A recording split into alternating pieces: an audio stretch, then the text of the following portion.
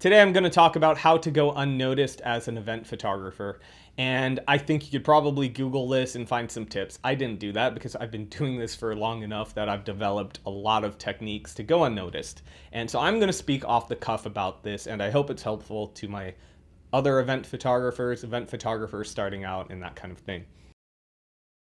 How do you go unnoticed as an event photographer?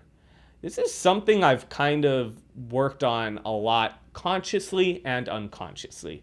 As a little kid, I've always loved the idea of being a ninja. I loved martial arts. I still love martial arts to this day. And so sneaking around was something I enjoyed doing. And I would really think about how to go unnoticed. And I can't prove this one, and I'd be really curious if it is provable or not. But you know, when people talk about having the feeling of being watched, is it true or not that people notice? I'm not sure, but I have felt like when I make eye contact with someone, when I'm looking at them, that they do kind of feel my presence, and that can ruin the type of work I want to do. I wouldn't stare at people. I wouldn't point your lens at someone too long. I do different things where I have my camera ready to go. My thumb is on the back button focus, and if you don't know what back button focus is, I'll make a video. Let me know in the comments. I'll make a video about it later on, but it is just going to improve your shooting speed. So I have my thumb ready to go, my fingers on my trigger. I might even have my focal length ready. If it's a prime lens, I know my field of view, and so I don't need to be pointing the lens at that person. When you've learned your focal lengths, you don't actually have to raise the camera to your eye. And this is especially effective when you're using a prime lens, because no matter what, you know the field of view. You don't have to worry about what your lens is at. You just know your field of view with enough practice that you kind of can pre-visualize most of your shots. You know how close you need to be standing to someone in order to get the shot you're visualizing. And so when you're able to do that, you don't raise the camera to your eye. You're not staring at them with a lens. You're able to just quickly take how many steps you know you need to take forward or back or whatever in order to get the shot. How I hold my camera is actually something I think about. I think a lot of photographers neglect this aspect of photography. They don't think about the physical experience of shooting. So for me, I really think about how I move. And one of the things I think about in regards to how I move is how I hold my camera. I hold it very lightly. I don't firmly grasp my lens. I actually will use maybe just 2 fingers, maybe 3, and I kind of use that as a pivot, so I'm able to pivot the camera very effectively.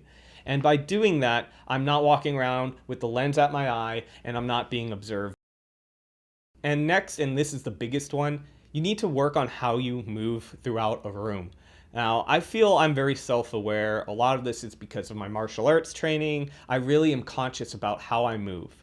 I move very deliberately, and when I move deliberately, that's not rigidly. I flow. And I think by being more athletic, you can actually be a better photographer. And by athletic, I don't mean leaping over buildings and stuff, jumping walls, whatever. I'm just talking about being body conscious, like thinking about how you move. And if you're able to move very delicately and deliberately, and not walking around like a rhino, you're gonna go unnoticed. And I think this goes a lot further than the color of your suit or your dress. I really do. People aren't gonna be like, hey, that's a photographer because of what you're wearing. That's ridiculous. You have 50 people in a room, everyone's wearing different colors. Nobody's getting drawn to one person unless they're wearing a crazy hat or a really vibrant dress or whatever. I don't think you always need to wear black. It's not necessary. Yes, it helps. Wearing black is a good way to kind of blend into the background, and you certainly don't want to stand out. If you're photographing a higher end event, a formal event where you need to wear a suit, wearing a black suit versus, some 70s inspired olive green suit with large lapels makes sense. But do I think it means you can't wear gray? Absolutely not. Rules are for people with a boss, for people that need to be told how to do things because they're not really that engaged in it or they're not that skilled. But skilled people don't typically need to follow a rule because they understand the game they're playing and they understand what works, what won't work. So for me, light gray suit even is okay. I used to own a Navy suit. I shot my first wedding ever, and I left my jacket at the venue and never saw it again. So I never wore that Navy suit again. That was disheartening because I moved back to this country from Peru and started doing photography. I contacted every studio in LA, and like the biggest studio was the only one that really returned my call, and I started shooting with weddings with them because it was easy to get into, and barely had money. I think my parents helped me out. I bought 2 suits, and my first job, I lost the jacket and never wore it again.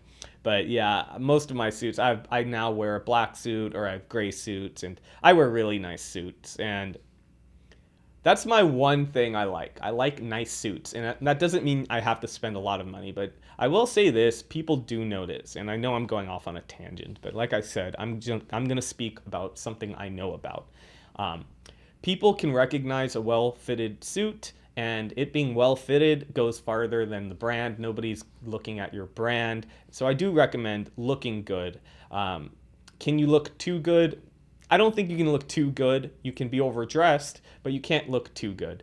So I think that's more important, looking good, but not standing out in a bad way. If you guys are new to the channel, my name is Milman. I've been an event photographer and teaching artist for 10 years, and now I'm doing it on YouTube. If you guys are liking this content, please like and subscribe. If you made it to the end of the video, I know not many of you do because I like to do more like thoughtful videos. I don't talk about gear, and I don't do too many top 5 whatevers. You know, I want to take everything I've learned in the past 10 years and just put it out there for the world and help people starting out. Because when I started out as a photographer, I really didn't have someone in my corner. I didn't really have someone teaching me, but I've always been a good self-starter. But I know how challenging that can be. It's really hard. If you're choosing to be a freelance photographer, you're in for a tough road. It's not easy. So I hope I'm helpful. I'll see you guys in the next video.